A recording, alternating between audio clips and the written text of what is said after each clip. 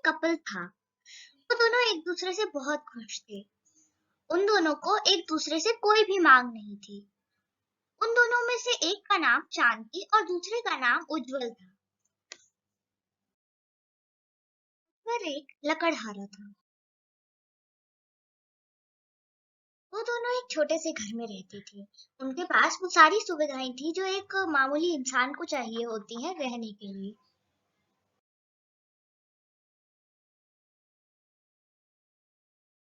वह रोज जंगल जाता था, लकड़ियां काटता था, अपने घर लाता था और इसी से उसका घर चलता था।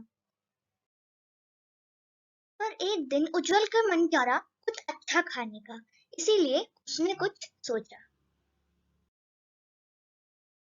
उसने सोचा रोजाना के मुकाबले वो और अच्छी क्वालिटी की लकड़ी अपने घर लेके जाएगा तो उसकी बीवी खुश हो जाएगी और उसे अच्छा खाना बना के खिलाएगी। और यही सोचकर वो अपने घर से उत्सुकता के साथ निकलता है। जब वो जंगल जाता है तो वो हर लकड़ी का मुआवजा लेता है, पर उसे अपने पसंद की कोई लकड़ी नहीं मिलती। चलते चलते वो जंगल के ऐसे भाग में पहुंच जाता है जहाँ पे वो कभी भी नहीं गया था।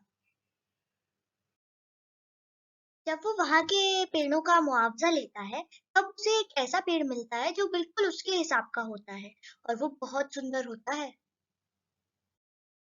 सोचता तो है कि वो उसी समय उस लकड़ी को काट ले, पर वो इतना दूर आया होता है चल के, तो इसीलिए वो बहुत थक चुका होता है।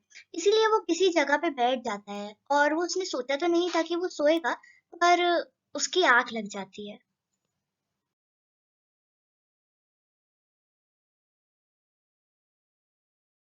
जब वो उठता है तो शाम हो चुकी होती है, पर वो खुश भी होता है कि अब वो बिल्कुल फ्रेश है लकड़ी काटने के लिए, और वो लकड़ी काटना शुरू कर देता है।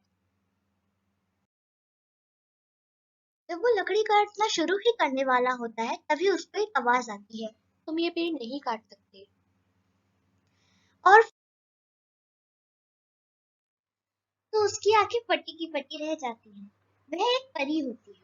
वह उससे फिर से कहती है, तुम यह पेड़ नहीं काट सकते, यह मेरा घर है, तुम्हें आज के लिए कुछ और सोचना होगा। तो वह कहता है कि ऐसा नहीं हो सकता, और अगर ऐसा होगा तो फिर मैं घर नहीं जा सकता। तो वह परी कहती है, मैं अपना घर कटने तो दे नहीं सकती, तो तुम एक काम क्यों नहीं करते, मेरा घर छोड़ दो और मुझसे कुछ और मांग लो। मैं तो कुछ भी दे सकती हूँ तुम्हें, कोई भी 3 इच्छाएं मैं तुम्हें और तुम्हारी पत्नी को देती हूँ। अब जाओ। और लकड़हारा चला जाता है और कुछ भी नहीं कहता। जब लकड़हारा घर जा रहा होता है तब उसे थोड़ा दुख होता है कि वो आज अच्छी क्वालिटी की लकड़ी नहीं काट पाया। जब वो घर पहुंचता है तो उसकी पत्नी पूछती है कि आज इतना लेट क्यों हो गया और आज वो लकड़ी क्यों नहीं लाया। वो अपनी पत्नी को कोई भी जवाब नहीं देता और क्योंकि वो थक चुका था, वो जाकर सोफे पर सो जाता है। काफी देर हो चुकी थी तो उसे भूख लगती है। वो बहुत भूखा होता है तो वो खाने के बारे में सोचने लगता है।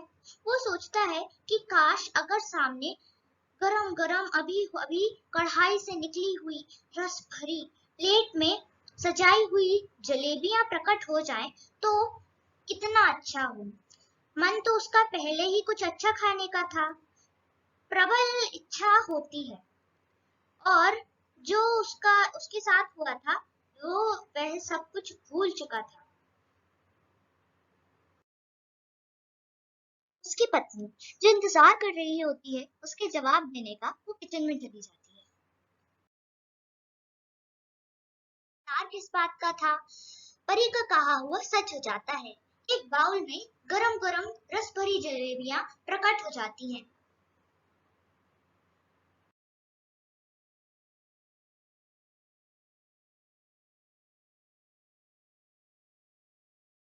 जब शांति वहां आती है तो उसे बहुत गुस्सा आता है, क्योंकि वह सोचती है कि अगर इन्हें जलेबियां लानी ही थी तो इन्हें मुझे क्यों नहीं बताया। उज्जवल से पूछती है तो उसे पहले होश ही नहीं रहता, पर फिर जब उसको होश आता है तब वो शांति को सब कुछ बताता है। यह सब सुनकर शांति घर पर अशांति फैला देती है, यानी कि उसे और भी ज्यादा गुस्सा आता है। यह सोचती है कैसा पति है ये मेरा, इतनी भी अक्ल नहीं है, और कहती है कि पता नहीं कहाँ का दिमाग है तुम्हारा, पहली इच्छा ऐसे ही बर्बाद कर दी।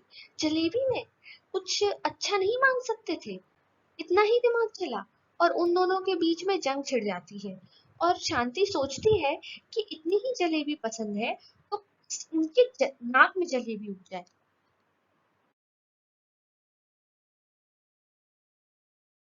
कहने की ही देर थी, फिर उज्जवल की नाक में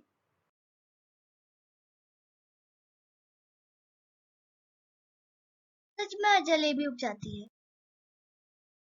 जब ये सब शांति देखती है तो वह एकदम भौचक्की हो जाती है। जब ये सब उज्जवल को रियलाइज होता है तो वह तो बिल्कुल बेहोश सा हो जाता है।